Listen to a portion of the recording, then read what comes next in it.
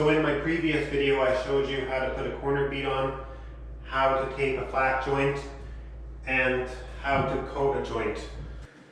Okay, so just like coating that tape joint, the same consistency of mud.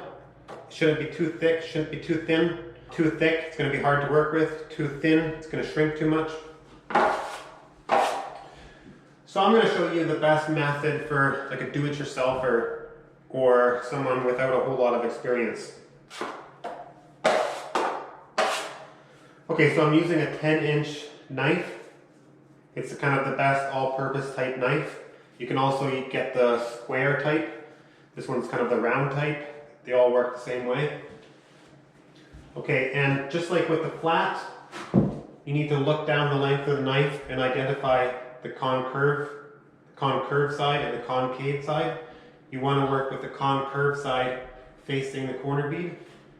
That way the edges of the knife lift off the drywall slightly, and that lets you pass over wet mud without digging in.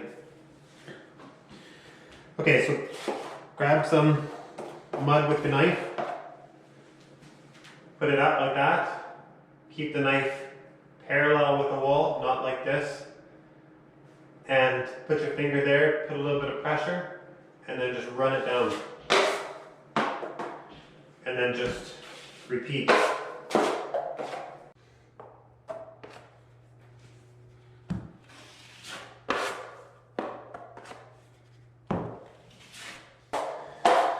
You're going to have a little bit of mud that's going to go on this side. And I'm not going to show this side on the video because you've seen one side, you've seen the other side too. So you can kind of just clean that off.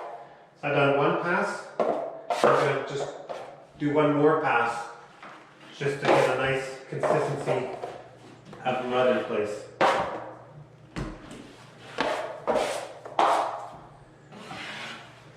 Okay, so I got all the mud that I want there. Now I want to level it without taking any mud off. So I'm going to keep the knife parallel, because if it's parallel, it either smooths the mud out without taking it off. And it also applies the mud better. If you want to take the mud off, tilt your knife like this, and then it'll just scrape it off, but we don't want that. So the idea here is not to take any mud off, it's just to smooth it down so it's consistent. Okay, so now it's nice and consistent. Now I want to get rid of that edge.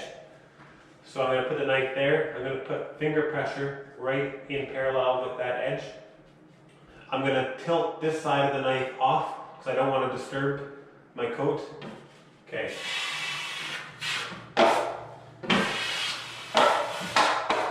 Okay, so now I just need to do a couple more passes to smooth it.